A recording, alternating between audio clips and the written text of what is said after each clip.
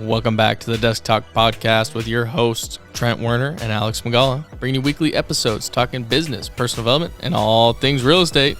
Let's do it!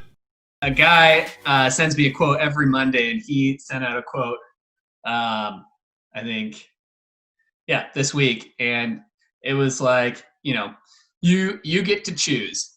You can either be thin, and that's hard, or you can be obese, and that's hard. Or, you can be rich. It's hard to be rich.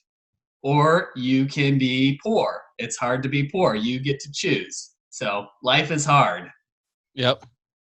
I saw that, and it's choose your hard. Yeah. I like that one. Ooh, I just wrote a few pages on that. The income statement affluent and then the balance sheet affluent. That comes from Millionaire Next Door. Mm-hmm. So that's not necessarily like, or do you guys think that is the why behind this? I mean, are you asking like, why do I want financial freedom, or what approach I take to it? Both. Well, why is to just be able to do what I want when I want, and my family to be able to do the same thing and not have to worry about one of the top 10 stressors in their lives, which is finances. So that's why. And then how is, I would say, I'm more looking at like a balance sheet approach, I believe. I think if balance sheet is, a balance sheet approach. Because I definitely am not like one of those people that came out and, had a $250K W-2 right out of college that doesn't know how to handle the income that they're receiving. That makes sense? Definitely. On the flip side, there's someone prime sitting in that position right here. I came out of college with a fat W-2 job. Yeah. Love to spend money. And now I'm in a different position where I learned my lesson, and I've completely switched to a balance sheet type person now, where it's not worth going out and spending that money. I'll save it. Trying to buy a house, trying to do this. It's like I have so many excuses for myself now to not spend money versus before it was like every excuse to spend money. Mm-hmm. College created a monster. What approach are you taking? Well, and why? The approach that I took is, AJ and I started a business, and we haven't taken a paycheck in 11 years. And, somehow we've managed to live off very little money. And, most of the money that we have made has come from value add projects that we've done in real estate. But we are all balance sheet, and the reason why, it's just the freedom to, if an opportunity comes up, or if there's a dream that I want to chase, it's just to have the freedom to be able to choose to do that. It's, would you say, and removing that stress, the stress of not knowing what, are we going to have enough money to retire? Am I going to have enough money to raise kids? Will I be able to buy a house? Yeah. It's a lot of people's questions. Yeah. Do you think you've taken a balance sheet approach. Do you think you'll ever convert to like a combination of both, where, your balance sheet looks good and you're making good money that you have, you can spend other places? Do you think you'll ever get to that point? Because I know last time, or I don't remember when it was, but you said your wife always says that you have a problem still spending money. Yeah.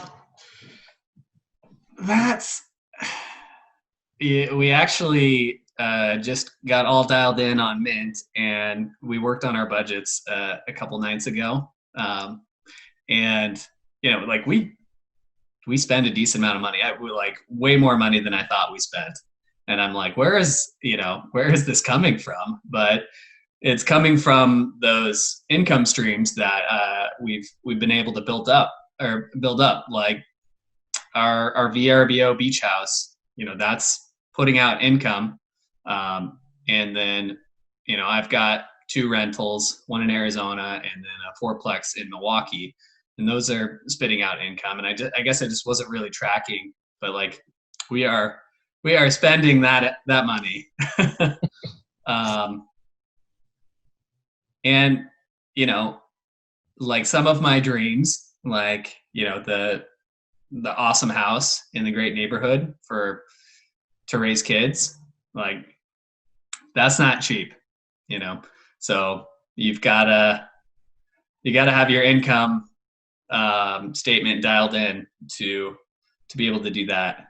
And part of financial freedom is building out that horizontal income stream so that you've got multiple rivers creating that large income stream at the end of the day, where my dad always said, you want to be making money when you sleep. Mm-hmm. And he did that with rental property his whole life. When did you kind of start? Because obviously someone could listen to this and turn around and be like, I'm going to change my life into a balance sheet type of person. When did you finally kind of start to see the payoffs of being in that mindset? Obviously you gave up a lot early on. There's probably a lot of trips you skipped out on with friends and skipped this and skipped that. But then like, when did you start to like reap those benefits? Because, I'm getting to 25 now. So by 27, if my head's locked in, I'm going to start to be able to take more trips than hopefully my friends did at 21 that I skipped out on. You know what I'm kind of getting at there? Yeah. I was pretty lucky. I played poker in college and I was good. And I was definitely income statement affluent when I was in college, which was kind of rare. But like after college and after poker dried up, there was some legislation that really shut that down.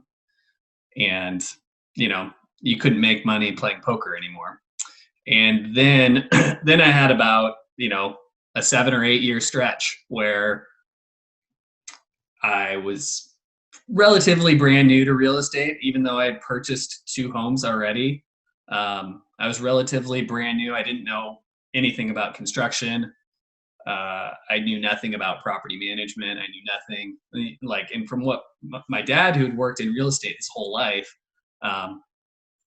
didn't really understand the service or the income side of it. And so he was all balance sheet. And so trying to figure out how to make income and build out the balance sheet, it took 7 or 8 years.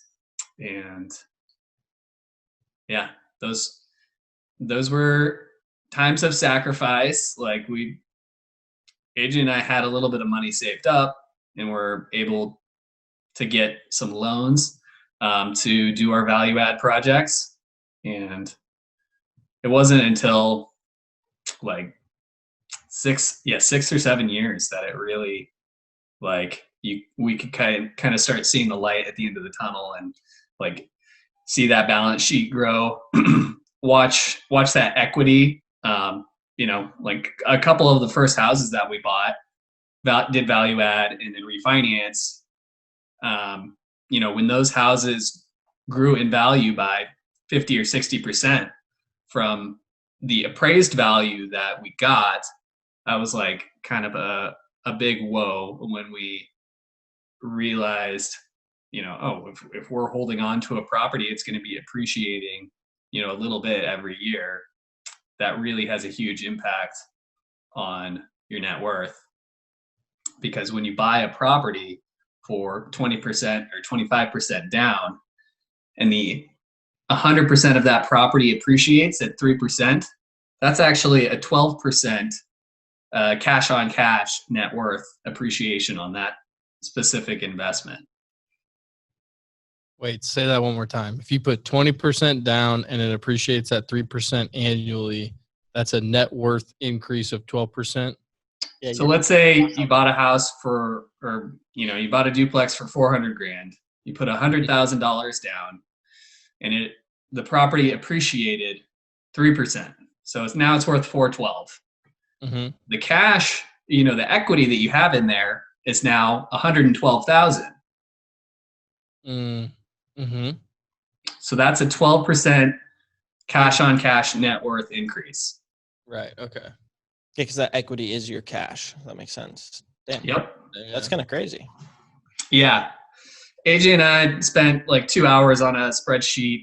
I want to say it was 2 or 3 days ago, just kind of like looking at compound interest and looking at, I listened to a podcast and they're like comparing compound interest to simple interest, like compound interest in the stock market. And they're saying like if over an investment life of 45 years, compound interest is 73 times more like there's powerful than simple interest. And I'm like, okay, yeah, that sounds great. Like, what about real estate? And real estate is actually 3.5 times more powerful than that if you refinance the property that you purchased over its life 4 times and you make sure that it cash flows. So if you're taking like the actual cash flow from that investment, like I took 200 grand and just $1,000 of cash flow a month is more money than investing that 200 grand into the stock market. Like if you just took that cash flow and put it in the stock market, that $12,000 a year actually ends up being more compounded than just initially investing the 200K. And that's irregardless of debt pay down, irregardless of the property value increasing. So it could be more, it could be a little less, depending on what you got going on in terms of expenses and what you've done to it. Yep. But let me ask you real quick, because I don't even know right now. What is the difference between simple interest? I know what compound interest is, but I don't know what simple interest is. So simple interest is just, let's say you have $1,000 and let's say it's putting out 10% interest a year. And you spend that $100 a year. So you still have $1,000 and it just spits out $100 every year. So over 40 years, that $1,000, is going to increase to 41,000 if you saved all that money. Whereas compound interest is, after 1 year it's 1,100. After 2 years, it's 1,210. After 3 years, it just keeps going up. And then once you get kind of towards the end, or like, the end of the investment life, then is when it's really like you get those massive exponential gains because it's compounding off of a ton of accumulation. Okay, and then I've heard this in a podcast episode that I've listened to before. An investor does a calculation of return on equity. Have you ever done that, or does that not even? Yeah, that's cash on cash return, pretty much. But as your equity increases, so like take that example where we bought the house or we bought the duplex for 400K, we put 100 down. So like it increases to 412. So your equity, so cash on cash return is going to be the same the first year because your equity is your cash. Then return on equity the next year, is your return on 112,000 versus your return On on that $100,000 of cash. So your cash on cash will always be a little bit better than your return on equity, because there'll be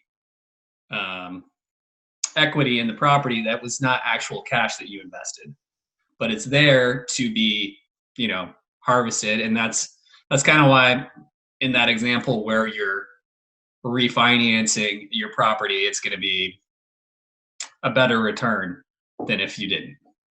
Right. Makes sense. Yeah. So let's get back to chatting about, why would you choose financial freedom? It's not easy. Like, it is something that you have to sacrifice. I mean, Alex, you were talking about it, how, you're not going on trips that, some of your friends are going on, but in a few years, you're hoping it's going to pay off and your balance sheet is going to start increasing. I mean, for me, it's just all about freedom, and like, it's all about that light at the end of the tunnel. Working that job where, whether it's you're self-employed and you've got really difficult clients and it's your job to just make them happy, but it's not making you happy. Like, having the freedom to say no to a client that is an energy vampire that, sucks the life out of you. If you need that money to live off of, it's really tough to say no, to have that freedom. And, or, Alex, you were talking about that opportunity to go on that great trip coming up, and just having the freedom to say yes, to be able to drop everything. Maybe it's going on a Doctors Without Borders mission, or like having that once in a lifetime experience. You don't have to wait till you're in between jobs to do that. Yeah. Huge. And then the other thing is, if you are working in a job that you love, you don't have to stop working. And once you achieve financial freedom, you have the freedom to choose. It's incredible. And maybe you have a little bit of leverage to make that job that you love even better. Maybe your boss or the organization really values your contribution, but you want a little more vacation, or you want to be able to work from home so you can spend time with your kids, so you see them more, coach their baseball team, Trent. That's the type of power that comes from financial freedom, and like the ability to give back.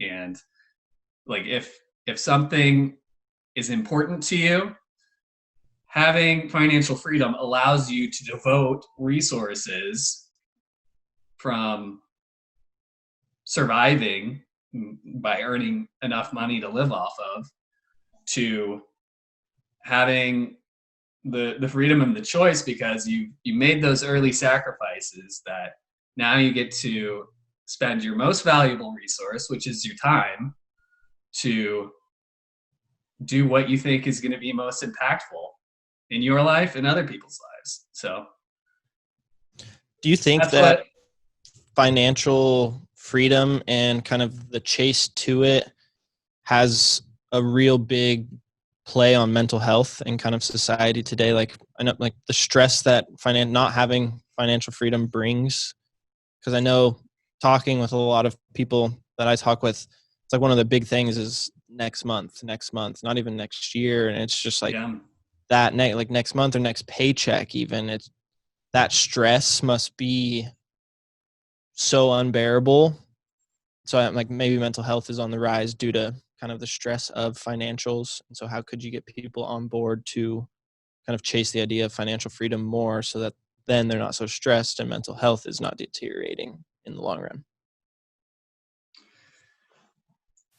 It's definitely a very difficult problem, and it just takes the desire and the why. Like that, this is, what we're talking about right now is the why, and it's why I do it. And like that's why I'm willing to make that sacrifice. And I can't give anyone else their why.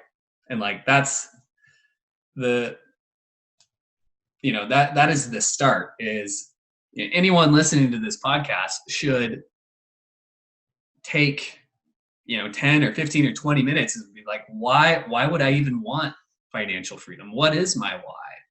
That's going to be the take home from this episode. Is you got to figure out what's going to get you up early in the morning to chase that goal. And it's different for everybody. Do you think that, I know we talked about balance sheet affluent and income statement affluent.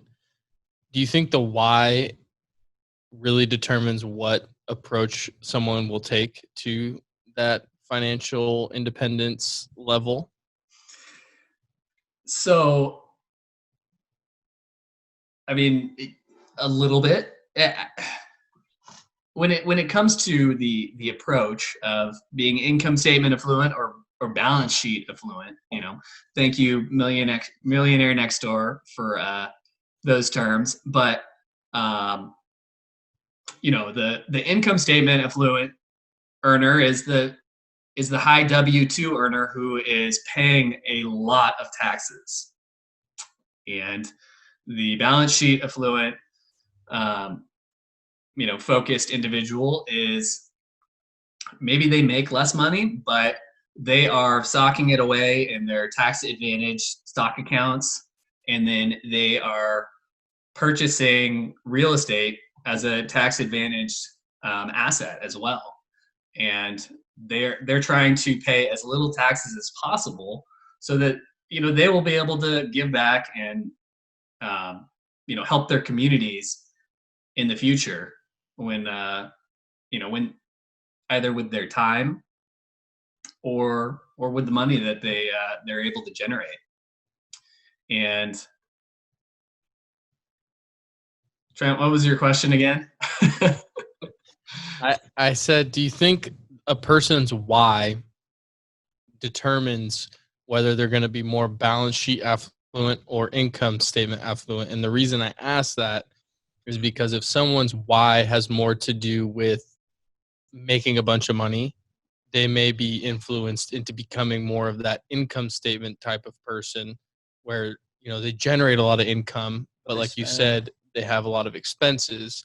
Whereas if someone's why is being financially free or being able to do what they want when they want, not having to, they're not constricted to their work schedule, that kind of thing.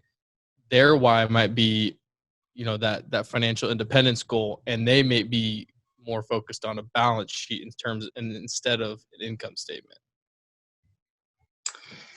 Yeah. If status or what other people are doing is really influencing your why, then that is going to hurt your ability to invest and save. And society wants you to fail. Like set up that way. Well, I think society nowadays hyper consuming, like everything that they show you, they want you to be that person that makes money but spends it, and it's like gets you away from that idea to save it and build longer lasting things versus I'm going to buy the brand new iPhone today, tomorrow, the next day. It's like, do you really need it every single year? Yeah, and honestly, I believe that that the system that's set up or just the status quo, yeah, I agree. It really does promote that hyper consumerism, and the the individuals that own the real estate and own the huge businesses, and even the government that has massive cash reserves that are just compounding. Like, that's how the wealth gap kind of just gets out of control, because if we have people spending, and just doing what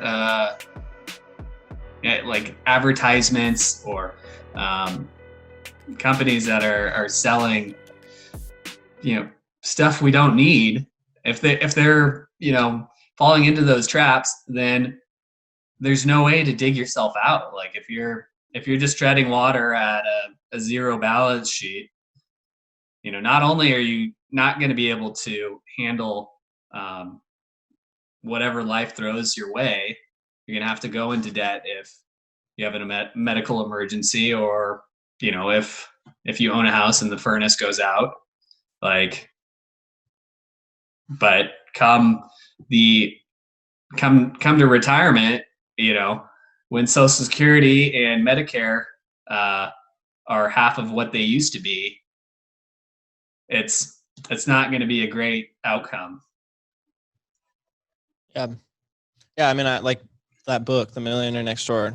Recently reading it, I like how much he emphasized in there all the research that they did, the people they talked to, and all the fancy, nice neighborhoods and the fancy cars were not millionaires, and the people that were in like the outskirts of this neighborhood were just so wealthy that they couldn't even think about like money. It was just like reading that book, it made sense, because you started to look at certain people, and growing up, like you looked at them and you're like, they're poor. And that was just because of what you were kind of told or where you were around and what you saw, versus now you look at that person differently and you're probably like, that person probably had a ton of wealth. I mean, drove the same car for 40 years. It just lived in the same house. It's just, it adds up. And that book really kind of changed my mindset completely to, I don't need everything that I see. Like, yeah, that would be nice, but I don't need it. I could go without it.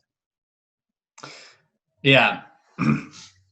And what's awesome for you, Alex, is that you're making this choice early, and you're the only one who has to, like, you get to choose your own destiny. Like, for others, like they might have to convince their entire family to make the change. And like, Trent, what does your wife think about the idea of investing or saving and investing, and really dialing back spending now so that you can be better off in the future?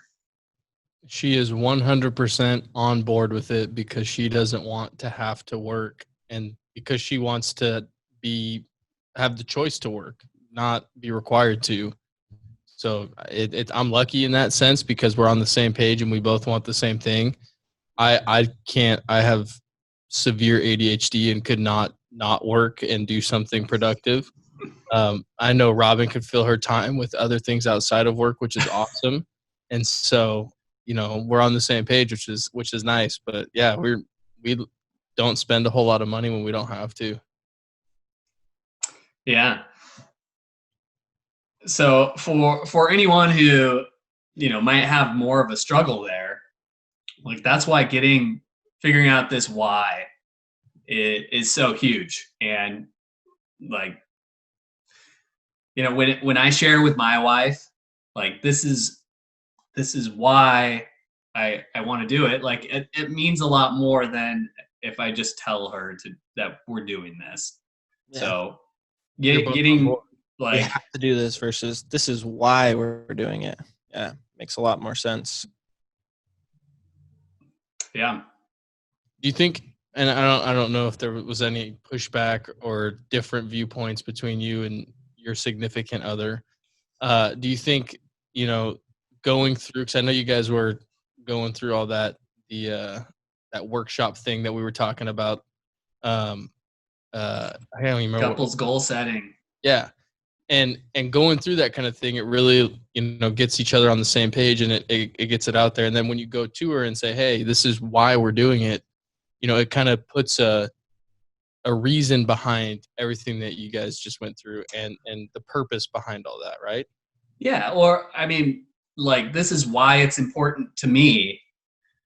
And, and I want to know, what her why is too. Like, and we need to get aligned so that, it's just, I'm not like telling her what, or like, I'm not telling her why we're doing this. I need to understand, where she's at too. And like Trent, that's, it sounds like you've already had that conversation, and that is awesome. Like, to be on the same page, and, and like sometimes just even having the conversation is a tough thing. So that's a reason to really dial in your why, and to have a relationship with your why, and getting